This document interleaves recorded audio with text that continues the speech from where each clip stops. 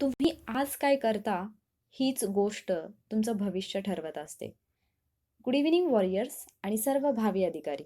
Warrior officer या आपल्या educational चॅनलवर मी सुप्रिया आपणा सर्वांचं मनपूर्वक स्वागत करते. युद्धाभ्यास 3.6 मध्ये आपण हवामान हा घटक पाहणार आहोत. युद्धाभ्यास 3 मधला हा शेवटचा घटक आहे आणि याच्यामध्ये आपण म्हणजे आत्तापर्यंतच्या युद्धाभ्यास 3 मध्ये आपण बऱ्यापैकी महाराष्ट्राचा भूगोल जो आहे तो कव्हर केलेला आहे. काही जे काही पॉईंट्स उरलेले असतील तर ते आपण पुढे एखाद्या युद्धाभ्यासमध्ये घेऊ किंवा जर नेक्स्ट वीक आणखी तुम्हाला जॉग्राफी हाच सब्जेक्ट पाहिजे असेल तर तेव्हा आपण ते कम्प्लीट करू. तर आजच्या लेक्चरमधला पहिला प्रश्न जो आहे तो तुम्हाला तुमच्या स्क्रीनवरती दिसेल. तुम्ही लाईव्ह असाल तर लाईव्ह चॅटमध्ये आन्सर द्या. नसेल तुम्ही रेकॉर्डेड लेक्चर जर पाहत असाल तर तुम्ही नंतर 1 ते 15 सगळ्या क्वेश्चन्सचे आन्सर ॲट अ टाइम तुम्ही कमेंट खाली मेन्शन करा.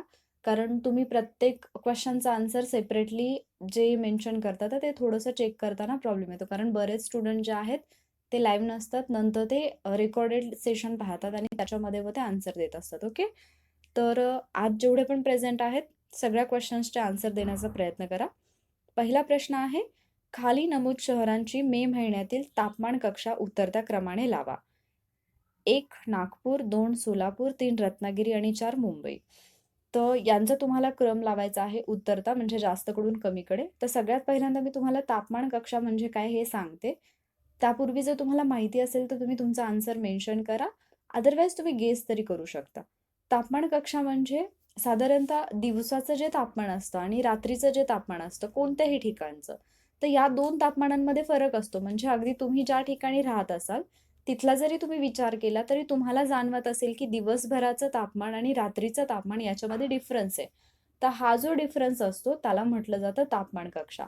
मग इथे काही ठिकाणं दिलेली आहेत आणि तिथे विचारलेलं आहे की या ठिकाणांची तापमान कक्षा जी आहे त्याच्यानुसार उतरता क्रम लावा. म्हणजे इथे तुम्हाला अशी ठिकाणं या ठिकाणांचा क्रम अशा पद्धतीने लावायचा आहे की जिथे दिवसाचं तापमान आणि रात्रीचं तापमान यांच्यामध्ये जास्त डिफरन्स आहे, तर जास्तकडून कमीकडे असा क्रम तुम्हाला लावायचा आहे. तर उत्तर लाईव्ह चॅटमध्ये द्या. याचं एक्सप्लेनेशन पाहूयात आणि मग मी तुम्हाला सांगणार पण आहे की कोणत्या जिल्ह्यामध्ये जी तापमान कक्षा आहे ती जास्त आहे किंवा किंवा कमी आहे. तर एक लॉजिक पण तुम्ही लावू शकता. इथे तुम्हाला मे महिन्याचं विचारलेलं आहे. म्हणजे साधारणतः असा कोणता जिल्हा असेल जिथे की दिवसाचं खूप जास्त तापमान असेल आणि रात्री जर पाहिलं तर ते तापमान जास्त कमी होत असेल म्हणजे थंडी पण असेल. तर थोडासा अंदाजे तुम्ही याचं उत्तर देऊ शकता. एक आपला अंदाज ठरू शकतो तो म्हणजे नागपूर, कारण जनरली नागपूरचं तापमान जास्त असतं. तर ते वाटू शकतं आपल्याला की सगळ्यात जास्त तिथे असेल. पण नागपूरपेक्षा पण जास्त आणखी कुठेतरी आहे आणि तसंही नागपूर कुठल्याच ऑप्शनमध्ये पहिल्यांदा नाहीये. त्यामुळे तुम्ही तुमचा आन्सर देऊ शकता. तर या प्रश्नाचं जे बरोबर उत्तर आहे ते आहे पर्याय क्रमांक 1 BADC. म्हणजेच सोलापूर, त्यानंतर नागपूर, त्यानंतर मुंबई आणि रत्नागिरी. तर इथे तुम्हाला एक चार्ट दिसतो त्याच्यामध्ये प्रत्येक ठिकाणाचं म्हणजे 4 ते 5 ठिकाणं दिलेली आहेत. 6 ठिकाणं दिलेली आहेत आणि त्यांची तापमान कक्षा दिलेली आहे. तर उन्हाळ्यामध्ये काय होतं, महाराष्ट्राच्या बहुतेक भागामध्ये दिवसाचं आणि रात्रीचं तापमान जे आहे त्याच्यामध्ये मोठा फरक आढळून येतो आणि म्हणूनच दैनिक तापमान कक्षा जी असते तर ती वेगवेगळ्या ठिकाणी वेगवेगळी असते. मराठवाड्याचा विचार केला तर 18° पर्यंत, तर कोकणामध्ये 8° पर्यंत. तर लक्षात घ्या की कोकणाचा जर आपण विचार केला तर कोकणाला समुद्रकिनारा लाभलेला आहे. त्यामुळे तिथल्या तापमानामध्ये जास्त फरक पडत नाही. पण इतर ठिकाणचा जर विचार केला तर इव्हन तुम्हाला हेही माहिती असेल की वाळवंटामध्ये दिवसभर भयानक ऊन असतं, तर रात्री कडाक्याची थंडी असते. तर याच्यावरून तुमच्या लक्षात येऊ शकत होतं याचं उत्तर काय आहे. तर उन्हाळ्यामध्ये जर आपण विचार केला तर इथे आपल्याला उन्हाळ्याचंच विचारलेलं होतं. 3 नंबरचं जी रो आहे म्हणजे इथे जे आहे ते तुम्हाला तापमान कक्षा दिलेली आहे. मुंबईची जर पाहिलं आपण तर 6 आहे, रत्नागिरीची 5.9 आहे, सोलापूर 15.4, नागपूर 14.3, पुणे 14.8 आणि अमरावती 14.9. तर याच्यानुसार जर आपण क्रम पाहिला तर सर्वाधिक आहे सोलापूरची 15.4, त्यानंतर येतं नागपूर 14.3, त्यानंतर आहे मुंबई 6 आणि रत्नागिरी 5.9. तर पर्याय क्रमांक 1 हे होतं आपल्या प्रश्नाचं बरोबर उत्तर. तर हा प्रश्न मेन्सचा आहे, पण तरीसुद्धा हा प्रश्न घेण्याचं रिझन म्हणजे जर असा एखादा प्रश्न आला ॲटलीस्ट जरी एकदम आकडेवारी नाही विचारली तरी कन्सेप्च्युअल जर विचारलं याच्यावरती तर तो आपल्याला आला पाहिजे. पुढचा प्रश्न तुमच्या स्क्रीनवरती दिसत असेल, याचं पण उत्तर द्या. प्रश्न आहे, महाराष्ट्रामध्ये गडगडाटी वादळे ही मान्सूनपूर्व काळात आणि नैऋत्य मान्सूनच्या सुरुवातीच्या काळात कोणत्या महिन्यामध्ये जास्त येतात? म्हणजे इथे तुम्हाला जास्त कधी येतात ते ओळखायचं आहे. कदाचित इथे जे ऑप्शन दिलेले आहेत, त्या महिन्यामध्ये वादळे येत असतील, पण प्रमाण जास्त कधी असतं? प्रश्न व्यवस्थित वाचत जा, ओके? पहिला ऑप्शन आहे एप्रिल आणि जुलै, दुसरा ऑप्शन आहे एप्रिल आणि मे, तिसरा ऑप्शन आहे मे आणि जून आणि चौथा ऑप्शन आहे जून आणि जुलै. तर उत्तर लाईव्ह चॅटमध्ये द्या. असं कोणता महिना आहे किंवा कोणते महिने आहेत ज्याच्यामध्ये धुळीची जी वादळं असतात किंवा गडगडाटी वादळं जी असतात ती अधिक प्रमाणामध्ये येतात? तर आता याचं उत्तर सांगते. याचं उत्तर जे आहे ते आहे पर्याय क्रमांक 3 म्हणजे मे आणि जून. तुम्हाला जनरली उन्हाळ्यामध्ये हा अनुभव येत असेल की मे महिन्यामध्ये आणि जूनच्या सुरुवातीच्या कालावधीमध्ये जेव्हा पण पावसाचं वातावरण होतं, तर त्यावेळेला इव्हन तुम्ही हा एक्सपिरियन्स घेतला असेल, की तुम्ही लगेच आता आभाळ वगैरे भरून आलेले दिसले, की लगेच स्वतःचा मोबाईल वगैरे चार्ज करत असाल. कारण घरातले पण सांगत असतील, की आता वारा सुटेल, मोठं वादळ येईल, मोठा पाऊस पडेल. कारण तो पाऊस जो असतो तो गडगडाटी वादळांसह पडणारा तो पाऊस असतो. तर तो जो आहे तो साधारणतः मे आणि जून महिन्याच्या सुरुवातीला, मे महिना पूर्ण आणि जूनच्या सुरुवातीला. तसा तर कालावधी पूर्ण एप्रिल ते जून असतो. पण जास्त प्रमाणामध्ये विचार केला तर मे आणि जून.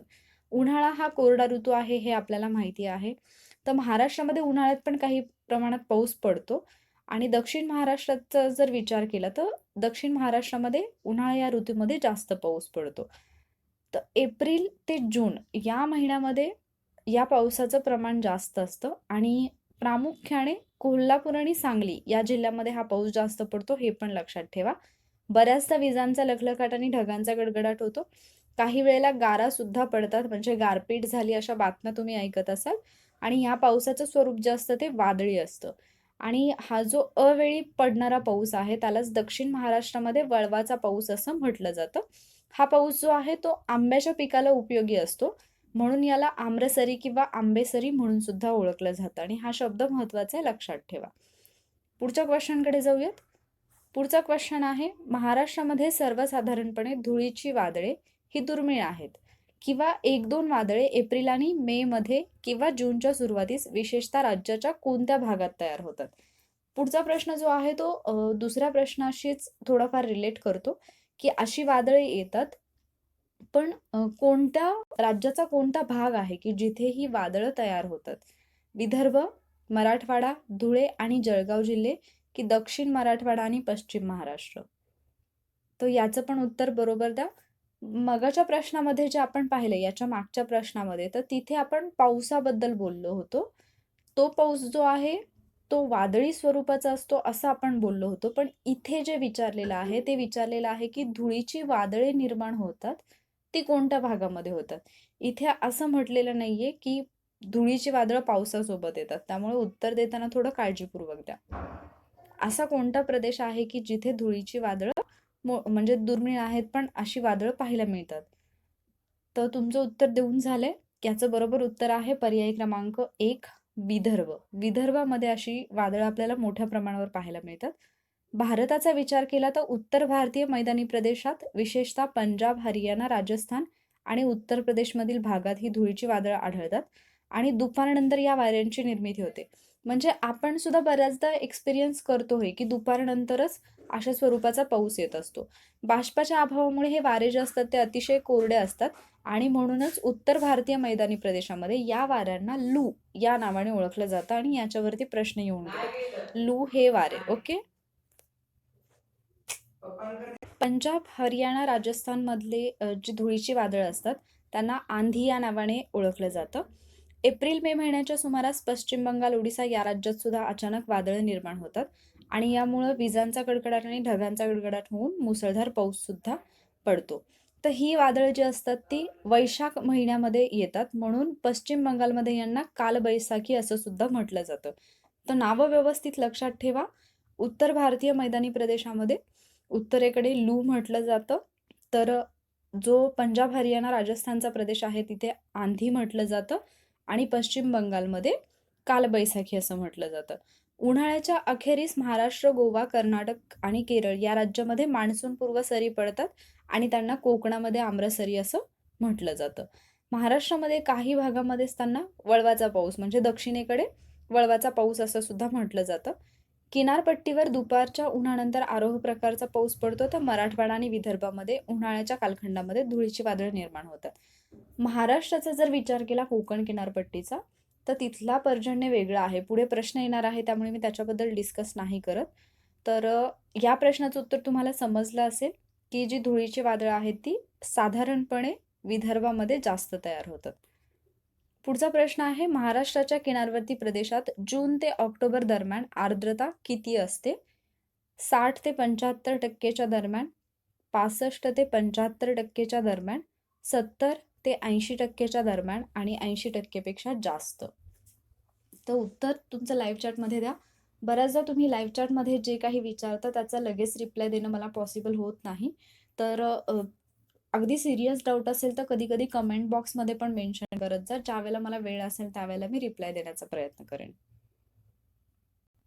तर या प्रश्नाचं उत्तर जे आहे ते आहे पर्याय क्रमांक 4 म्हणजे 80% पेक्षा जास्त. महाराष्ट्राच्या किनारवर्ती प्रदेशाचा जर विचार केला तर जून ते ऑक्टोबर दरम्यान जी आर्द्रता असते ती 80% जास्त असते.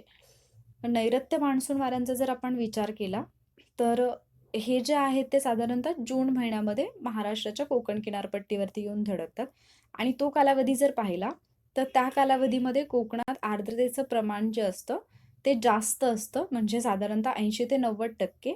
पण अंतर्गत भागामध्ये ही आर्द्रता कमी असते.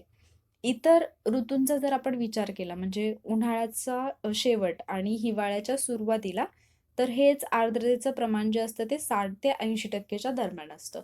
तर जास्त आकडेवारीमध्ये नाही शिरायचं आपल्याला. एवढे खोलवर पण आकडे नाही विचारले जात. मेन्सला खूप विचारतात डीपमध्ये. तर प्रीचा जर विचार केला तर आपल्याला किमान एक तुम्हाला आयडिया असेल ना, की या कालावधीमध्ये असं वातावरण असतं, तरी तुम्ही त्याचे आन्सर्स देऊ शकता. पुढच्या प्रश्नाकडे जाऊयात. पुढचा प्रश्न आहे, स्क्वेल किंवा चंडवात पाऊस व हिमवर्षाबरोबर येणारे वावटळ ही महाराष्ट्रामध्ये दुर्मिळ आहे, परंतु कधी-कधी कोणत्या प्रसंगी ती येते? स्क्वेल किंवा चंडवात म्हणजेच पाऊस आणि हिमवर्षाबरोबर येणारी वावटळ ही जनरली दुर्मिळ आहे, पण महाराष्ट्रामध्ये ती कधी-कधी येते. तर ती केव्हा येते? एक, किनारपट्टीवर मान्सूनपूर्व काळात आणि मान्सून काळादरम्यान अंतर्गत प्रदेशामध्ये. मान्सून काळामध्ये किनारपट्टीवर आणि मान्सून पूर्व काळात अंतर्गत प्रदेशात. मान्सून नंतरच्या काळात किनारपट्टीवर आणि मान्सून काळादरम्यान अंतर्गत प्रदेशात आणि मान्सून नंतरच्या काळात किनारपट्टीवर आणि अंतर्गत प्रदेशात. तर उत्तर जे आहे ते लाईव्ह चॅटमध्ये द्या. पाहूयात किती जणांना याचं उत्तर येते ते. या प्रश्नाचं बरोबर उत्तर जे आहे ते आहे पर्याय क्रमांक 2 म्हणजे मान्सून काळामध्ये किनारपट्टीवर आणि मान्सून पूर्व काळात अंतर्गत प्रदेशामध्ये हे जे स्क्वेल किंवा चंडवात आहे ते आपल्याला पाहायला मिळतं. मान्सून काळातली जर वादळं पाहिली तर नेहमीच्या हवेपेक्षा कमी दाबाच्या पट्ट्यामध्ये म्हणजे हवेच्या दाबामध्ये जो काही फरक होतो त्याच्यामुळं ही जी वादळं असतात ती निर्माण होत असतात. याचे काही प्रकार दिलेले आहेत इथे. उष्णकटिबंधीय आवर्त, मध्यम उष्णकटिबंधीय आवर्त, विध्वंसक उष्णकटिबंधीय वादळे आणि हरिकेन्स. तर हे 4 प्रकारचे आहेत ते जसेच्या तसे लक्षात ठेवा. कदाचित प्रश्न येऊ शकतो कारण 2019ला खूप जास्त वादळे येऊन गेलेली आहेत आणि वैशिष्ट्य म्हणजे पश्चिम किनारपट्टीवरतीच एका वर्षात 4 वादळं आलेली होती. जे की गुजरात, आपण जर गुजरात महाराष्ट्र यांचा विचार केला तर वायू होतं, त्यानंतर क्यार हे वादळ होतं. तर ती जी वादळं होती त्यांच्यावरती पण प्रश्न विचारला जाऊ शकतो. त्यामुळं करंटच्या दृष्टीने हे महत्त्वाचं आहे, त्यामुळे हे लक्षात ठेवा. तर हे जे 4 प्रकार आहेत की त्यांचा मैल किती वेग किती असतो, किती मैल वगैरे असतो, नॉटिक मैल वगैरे ते पाहून ठेवा. त्याचबरोबर अरबी समुद्रामध्ये चक्रीय वादळांची निर्मिती याच्याबद्दलच मी आता बोलत होते की हा पॉईंट महत्त्वाचा आहे, कारण कितीतरी वर्षांनंतर असं झालं की ॲट अ टाइम म्हणजे एका वर्षामध्ये एवढी जास्त वादळं आली होती आणि त्यामुळे हा पॉईंट महत्त्वाचाच होता, म्हणून तुम्हाला लक्षात ठेवायचं आहे. बंगालच्या उपसागरामध्ये पण वादळांचं प्रमाण जास्त आहे, पण तिकडे जी वादळं येतात ती जुलै, ऑक्टोबर आणि नोव्हेंबर महिन्यामध्ये येतात. आणि जर आपण अरबी समुद्राचा जर विचार केला तर अरबी समुद्रामध्ये पण बऱ्याच प्रमाणावरती वादळं येतात आणि त्याचा जो फटका असतो तो मुख्यतः महाराष्ट्र आणि गुजरात किनारपट्टीला बसतो. तर 2019 मध्ये कोणकोणती वादळं आली होती? मुख्य तर 4 होती. ती 4 तुम्ही माहीत असतील तर आत्ता लाईव्ह चॅटमध्ये मेन्शन करा. माहीत नसतील तर ती शोधा. तुम्हाला नाही सापडली तर फायनली मग मी सांगणारच आहे. पण जर तुम्हाला माहिती असतील तर ती कमेंटमध्ये मेन्शन करा. पुढच्या प्रश्नाकडे जाऊयात. पुढचा प्रश्न कोकणातल्या पावसाबद्दल आहे. महाराष्ट्रातील कोकणच्या प्रदेशात पडणाऱ्या पावसासंबंधी कोणते विधान बरोबर आहे? इथे एलिमिनेशन मेथड यूज करा. 4 विधानं आहेत. पहिलं विधान आहे कोकणात प्रतिरोध आणि अभिसरण पाऊस पडतो. दुसरं विधान आहे कोकणात प्रतिरोध पाऊस पडतो. तिसरं विधान आहे कोकणात आवर्त व अभिसरण पाऊस पडतो. आणि चौथं विधान आहे कोकणात आवर्त पाऊस पडतो. फक्त अ बरोबर, फक्त ब बरोबर, क आणि ड बरोबर की फक्त अ आणि ड बरोबर? तुमचं जे उत्तर आहे ते लाईव्ह चॅटमध्ये द्या. इथे तुम्ही व्यवस्थित एलिमिनेशन मेथड यूज करू शकता, तर त्याचा वापर करा. तुमचा आन्सर लगेच मिळून जाईल.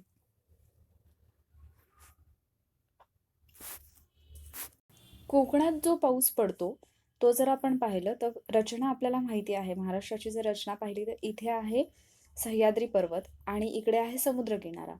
इकडून येणारे जे वारे असतात ते या सह्याद्री पर्वतामुळे अडवले जातात आणि त्यामुळे कोकणामध्ये पाऊस पडतो. तर हा जो पर्जन्य असतो याला आपण प्रतिरोध पर्जन्य असं म्हणतो. आणि मग कोकणामध्ये जर प्रतिरोध पर्जन्य पडत असेल तर बी असणारा ऑप्शन फक्त एकच आहे, तो म्हणजे 2. त्यामुळे पहिला पर्याय गेला, तिसरा गेला आणि चौथा गेला. याच्यावरून आपलं उत्तर आलं पर्याय क्रमांक 2. तर प्रतिरोध पर्जन्य म्हणजे काय समजलं असेल तुम्हाला. वारे जे असतात येणारे ते अडवले जातात आणि त्यामुळे पाऊस पडतो, तर त्याला प्रतिरोध पर्जन्य असं म्हटलं जातं. पुढचा प्रश्न आहे, खालीलपैकी कोणत्या जिल्ह्यांचा काही भाग पर्जन्य छायेच्या काळ्या व करड्या मृदेच्या कृषी हवामान विभागात येतो? सातारा, कोल्हापूर, सांगली, सातारा, कोल्हापूर, पुणे, कोल्हापूर, धुळे, जळगाव, बीड, धुळे, बुलढाणा. ए आणि बी, बी आणि सी, फक्त ए की ए बी सी? तर इथे सुद्धा तुम्ही एलिमिनेशन मेथड यूज करू शकता. तुम्हाला विचारलेला आहे पर्जन्य छायेच्या काळ्या आणि करड्या मृदेच्या कृषी हवामान विभागात कोणता भाग येतो? तुम्हाला जर पर्जन्य छायेचा प्रदेश माहिती असेल तर याचं उत्तर देता येईल. तर पर्जन्य छायेचा प्रदेश म्हणजे काय ते मी थोडक्यात एक्सप्लेन करते. मगाशीच आपण पाहिलं की कोकणामध्ये जो पाऊस पडतो तो प्रतिरोध प्रकारचा पडतो. म्हणजे येणारे वारे अडवले जातात डोंगरामुळे आणि तिथे पाऊस पडतो.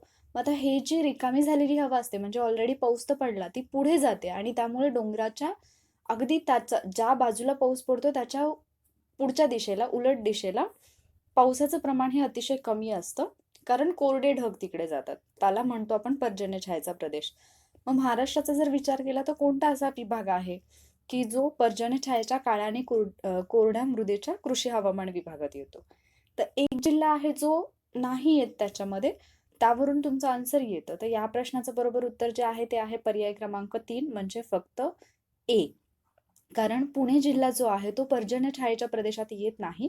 त्यामुळे बी असणारे तिन्ही ऑप्शन एलिमिनेट होतात, पहिला, दुसरा आणि चौथा. तर या प्रश्नाचं उत्तर आहे पर्याय क्रमांक 3, पर्जन्य छायेचा प्रदेश. याच्यामध्ये पुणे, धुळे, जळगाव, बुलढाणा यांचा समावेश होत नाही. पुढच्या प्रश्नाकडे जाऊयात. पुढचा प्रश्न आहे, खालीलपैकी महाराष्ट्रातील कोणत्या जिल्ह्यांच्या मुख्य भागाचा समावेश आवर्षणाचा खरीप व रब्बी कृषी हवामानाच्या विभागात होतो? अहमदनगर, सोलापूर, सांगली, अहमदनगर, भंडारा, गडचिरोली, सोलापूर, कोल्हापूर, सांगली, अमरावती, बीड, अकोला. तर याचं उत्तर जे आहे ते लाईव्ह चॅटमध्ये द्या. ए आणि बी, बी आणि सी, फक्त ए की फक्त डी? तर इथे परत आवर्षणाचा खरीप आणि रब्बी कृषी हवामान विभाग विचारलेला आहे. म्हणजेच आवर्षणाचा म्हणजे जिथे वारंवार दुष्काळ असतो असा प्रदेश थोडक्यात. तर तुमचं उत्तर जे आहे ते लाईव्ह चॅटमध्ये मेन्शन करा. याचं बरोबर उत्तर जे आहे ते आहे पर्याय क्रमांक 3 म्हणजे फक्त ए, अहमदनगर, सोलापूर, सांगली. कारण हाच भाग जो आहे जो आपण म्हणू शकतो आवर्षणग्रस्त आहे. तर सह्याद्रीच्या दुसऱ्या भागाला लागून असणाऱ्या जिल्ह्यामध्ये आवर्षणाची समस्या जाणवते कारण तिथे पर्जन्य छायेचा प्रदेश आहे. याच्यामध्ये सातारा, सांगली, कोल्हापूर, सोलापूर या जिल्ह्यांचा समावेश होतो आणि याच्याबद्दल आपण अगोदरच्या पण एका लेक्चरमध्ये बोललो होतो. पर्याय क्रमांक बी आणि डी मध्ये विदर्भातील जिल्हे दिले, तर ए मध्ये नगर जिल्हा चुकीचा आहे. इथे तुमच्या लक्षात येईल, सॉरी, इथे पर्याय क्रमांक, इथे ऑप्शन थोडे चुकीचे आहेत. फक्त सी असं याचं उत्तर पाहिजे. सोलापूर, कोल्हापूर आणि सांगली. त्यामुळे ऑप्शन ओनली सी असा ऑप्शन नाहीये, त्यामुळे हा जो क्वेश्चन आहे तो आपण असं म्हणू शकतो की कॅन्सल होतोय. पण पर्याय क्रमांक 3 म्हणजे इथं ओनली सी जर असेल तर ते आन्सर येऊ शकतं, नगर नाही याच्यामध्ये. पुढच्या प्रश्नाकडे, समजले इथे क्लिअर झालं, नगर नाहीये, सोलापूर, कोल्हापूर, सांगली आहे. त्यामुळे या प्रश्नाचं उत्तर यायला पाहिजे फक्त सी. पुढच्या प्रश्नाकडे जाऊयात आपण. पुढचा प्रश्न आहे, भारतीय भूदृश्यांच्या स्वरूपात, सॉरी महाराष्ट्रातील भूदृश्यांच्या विकासात खालीलपैकी कोणत्या घटकाची, कोणत्या हवामान घटकाची भूमिका महत्वाची आहे? आर्द्राच्छादन, आर्द्रता, पर्जन्य की तापमान? महाराष्ट्रातील जे भूदृश्य म्हणजे आपण थोडक्यात असं म्हणू शकतो की भूरूपे जी आहेत त्याच्या विकासामध्ये खालीलपैकी कोणत्या हवामान घटकाची भूमिका जी आहे ती महत्वाची आहे? आर्द्राच्छादन, आर्द्राच्छादन म्हणजे थोडक्यात ढग जे असतात, क्लाउडनेस, खाली इंग्लिश शब्द आहेत त्यामुळे तुमच्या लक्षात येईल. आर्द्रता, पर्जन्य की तापमान? तर सोपा वन लाइनर क्वेश्चन आहे.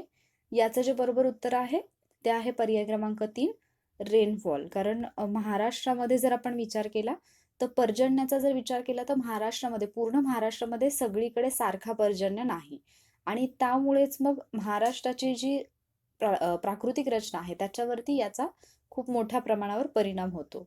पुढचा प्रश्न पाहूयात. पुढचा प्रश्न आहे, महाराष्ट्रातील प्रादेशिक वार्षिक पर्जन्यमान एकीकडे विभाग दिलेत आणि दुसऱ्या बाजूला किती पर्जन्य आहे प्रमाण ते विचारलेलं आहे. हा पण प्रश्न जो आहे तो लॉजिक वरती तुम्ही सोडवू शकता. कोकण, मध्य महाराष्ट्र, मराठवाडा, विदर्भ आणि पर्जन्याचं प्रमाण दिलेलं आहे 92 सेंटीमीटर, 110 सेंटीमीटर, 77 सेंटीमीटर आणि 287 सेंटीमीटर. तर बरोबर जोडी जी आहे ती तुम्हाला उत्तरामध्ये सांगायची आहे. सर्वाधिक पर्जन्य कुठे आहे महाराष्ट्रामध्ये हे सर्वांनाच माहिती आहे. तर 2 ऑप्शन असे आहेत जे की ती जोडी दर्शवणारे आहेत. तर एलिमिनेशननी 2 जोड्या तर जाऊ शकतात. मग सर्वात कमीवाली जोडी शोधा, तुम्हाला उत्तर मिळून जाईल. तर या प्रश्नाचं जे बरोबर उत्तर आहे ते आहे पर्याय क्रमांक 2. म्हणजे जर आपण विचार केला पर्जन्याचा तर कोकणामध्ये सर्वाधिक आहे 287 सेंटीमीटर. त्याखालोखाल येतो विदर्भ, कारण विदर्भाचा जो पूर्वेकडचा भाग आहे, म्हणजे आपण पूर्ण विदर्भ नाही म्हणू शकत, विदर्भाचा पूर्वेकडचा जो भाग आहे तिथे पर्जन्याचं प्रमाण थोडं जास्त आहे, 110 सेंटीमीटर पर्यंत. त्यानंतर मध्य महाराष्ट्रामध्ये 92 सेंटीमीटर आणि मराठवाडा हा पर्जन्य छायेमध्ये बऱ्यापैकी भाग जो आहे तो पर्जन्य छायेमध्ये पण येतो त्याचा, त्यामुळे 77 सेंटीमीटर. जर महाराष्ट्राचा विचार केला तर सर्वात जास्त पाऊस हा जुलै महिन्यामध्ये पडतो आणि नैऋत्य मान्सून वाऱ्याची जी शाखा आहे त्याच्यापासून 85% पाऊस हा महाराष्ट्राला मिळतो, हे विधान लक्षात ठेवा. पुढचा प्रश्न आहे, हिवाळ्यामध्ये पूर्व विदर्भात कोणत्या घटकामुळे पाऊस पडतो? अरबी समुद्रावरून येणारे मोसमी वारे, बंगालच्या उपसागरावरून येणारे मोसमी वारे, बंगालच्या उपसागरावरून येणारी चक्रीवादळे आणि अरबी समुद्रावरून येणारी चक्रीवादळे. तर इथे पूर्व विदर्भाबद्दल विचारलेलं आहे आणि हिवाळ्यामध्ये कुठे चक्रीवादळे येतात याच्याबद्दल मी मगाशी बोलले होते, आय थिंक दुसऱ्या क्वेश्चन मध्ये, काहीतरी दुसऱ्या की तिसऱ्या क्वेश्चन मध्ये. तर ह्याचं उत्तर यायला पाहिजे तुम्हाला. पटपट उत्तर द्या लाईव्ह चॅट मध्ये. याचं बरोबर उत्तर जे आहे ते आहे पर्याय क्रमांक 3, बंगालच्या उपसागरावरून येणारी चक्रीवादळे. कारण हिवाळ्यामध्ये इथे जास्त चक्रीवादळे येतात आणि त्यामुळेच पूर्व विदर्भामध्ये जो आहे तो पाऊस पडतो. तर विदर्भ म्हणजे कुठला विभाग वगैरे हे तुम्हाला माहिती असेल. महाराष्ट्रामध्ये जर विचार केला तर अधिक पावसाचा भाग जर पाहिला तर मगाशी जो प्रश्न झाला त्याच्यामध्ये आपण पाहिलं की कोकणामध्ये सर्वाधिक पाऊस पडतो, त्याचबरोबर सह्याद्री पर्वताच्या पश्चिमेकडचा उताराचा भाग आणि सह्याद्रीचा घाटमाथा. अरबी समुद्रावरून येणारे जे वारे असतात ते पहिल्यांदा कोकणामध्ये पोहोचतात, सह्याद्रीमुळे ते अडवले जातात आणि त्यामुळे तिथं प्रतिरोध प्रकारचा पाऊस पडतो. जर इतर प्रदेश आपण पाहिले महाराष्ट्रामधले तर पूर्व विदर्भामध्ये पण बऱ्यापैकी पाऊस पडतो आणि सह्याद्रीच्या लगतच पूर्वेकडे जे काही जिल्हे आहेत किंवा जो प्रदेश आहे तो आपण पर्जन्य छायेचा प्रदेश म्हणून ओळखतो. पुढच्या प्रश्नाकडे जाऊयात. पुढचा प्रश्न आहे, खालील ठिकाणे पर्जन्य प्रमाणाच्या उतरत्या क्रमाने लावा. हा PSI मुख्य 2013चा प्रश्न आहे. रिसेंटली 2019 मध्ये आय थिंक पावसाची जी नोंद आहे ती थोडीफार बदललेली आहे, पण हा जुना क्वेश्चन आहे त्यामुळे त्या संदर्भानेच याचं उत्तर द्या. माथेरान, आंबोली, महाबळेश्वर, पाचगणी. उतरत्या क्रमाने म्हणजे सर्वाधिक पाऊस कुठे पडतो ते सर्वात कमी पाऊस कुठे पडतो या क्रमाने तुम्हाला हे जी ठिकाणे दिलेली आहेत त्यांचा क्रम लावायचा आहे. अ ब क ड, ब क ड अ, ब क अ ड की क ब अ ड. याचं उत्तर लाईव्ह चॅट मध्ये द्या. याचं जे बरोबर उत्तर आहे ते आहे पर्याय क्रमांक 3, म्हणजे सर्वाधिक आहे आंबोली, त्यानंतर महाबळेश्वर, त्यानंतर माथेरान आणि पाचगणी. 2019 मध्ये की 2018 मध्ये आय डोंट रिमेंबर एक्झॅक्टली, तर महाबळेश्वर या ठिकाणी आंबोलीपेक्षा पण जास्त पावसाची नोंद झालेली आहे आणि याच्याबद्दल न्यूज पण होती. त्याचबरोबर वर्तमानपत्रामध्ये पण ही बातमी आली होती, पण रेफरन्स बुकमध्ये अजून ते ॲड नाही केलं. पण करंट अफेअर्सशी रिलेटेड कदाचित असा प्रश्न येऊ शकतो. तर महाबळेश्वरमध्ये आंबोलीपेक्षा जास्त पावसाची नोंद झालेली आहे. तर इथे जर आपण विचार केला तर आंबोलीमध्ये पाहिलं तर 747 सेंटीमीटर पर्यंत पर्जन्य आहे. महाबळेश्वर 623, माथेरान 517 आणि पाचगणी 185. महाराष्ट्रामध्ये कोकण आणि पश्चिम घाटामध्ये पावसाचं प्रमाण जे आहे ते 300 सेंटीमीटरपेक्षा जास्त आहे. कोकणामध्ये पण जर आपण पाहिलं तर दक्षिणेकडे जर पाहिलं आपण तर पर्जन्य जास्त आहे उत्तरेच्या तुलनेत, म्हणजे दक्षिण कोकणामध्ये जास्त पाऊस पडतो. जसं जसं आपण उत्तरेकडे जाऊ तसं तसं पर्जन्याचं प्रमाण जे आहे ते कमी कमी होत जातं, आणि हे पण मी मागे एकदा तुम्हाला सांगितलं होतं. पुढचा प्रश्न आहे, इथे 3 विधानं दिलेली आहेत. हा एक्साइज PSI जे असतं त्याचा मेन्सचा क्वेश्चन आहे. महाराष्ट्राचे हवामान उष्णकटिबंधीय मोसमी प्रकारचे आहे. 1901 मध्ये मालेगाव येथे 1.6 सेल्सिअस तापमानाची नोंद झाली होती आणि आंबोलीपेक्षा जव्हार येथे पाऊस जास्त पडतो. अ बरोबर, क बरोबर, अ आणि ब बरोबर की अ आणि क बरोबर. तर इथे बऱ्याचदा असं होतं, असे प्रश्न जेव्हा येतात ना तेव्हा अगदी अचूक आकडेवारी जर माहिती नसेल तर असे क्वेश्चन्स एक्झाममध्ये, हा जर तुम्हाला एलिमिनेशनने आन्सर येत असेल तर ठीक आहे, अदरवाईज काय करायला पाहिजे ते मी सांगते. असे क्वेश्चन्स एक्झाममध्ये तुम्ही स्किप केले तरी चालू शकतात. जर एलिमिनेशनवरून आन्सर येत नसेल तर, आणि एक्झॅक्टली आकडेवारी माहिती नसेल तर. पण मग किती स्किप करायचे आणि किती अटेम्प्ट करायचे हा सुद्धा महत्त्वाचा प्रश्न आहे. तर ॲटलिस्ट तुम्ही क्वालिफाय होऊ शकता एवढे तरी क्वेश्चन्स तुम्ही अटेम्प्ट केले पाहिजे. तर हा जो प्रश्न आहे याचं बरोबर उत्तर आहे पर्याय क्रमांक 1, म्हणजेच फक्त अविधान बरोबर आहे. दुसरं विधान जे आहे त्याचा रेफरन्स मला नाही सापडला, की 1901 मध्ये मालेगाव येथे 1.6 सेल्सिअस तापमानाची नोंद झाली होती. हे विधान चुकीचं आहे असं तरी कळतंय या प्रश्नावरून, पण याचा रेफरन्स नाही मिळाला. पण हा येऊन गेलेला आहे मेन्सला क्वेश्चन म्हणून मी घेतलेला आहे. आणि आंबोलीपेक्षा जव्हार येथे जास्त पाऊस नाही पडत, कारण महाराष्ट्रातलं सर्वाधिक पावसाचं ठिकाण आंबोली हे आपण मगाशी पाहिलं.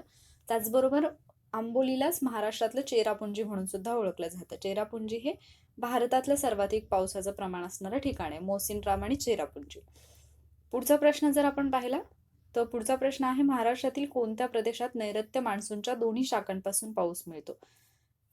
तर हा प्रश्न पण एक महत्त्वाचा प्रश्न बनवू शकतो आणि हा पण येऊन गेलेला आहे ऑलरेडी.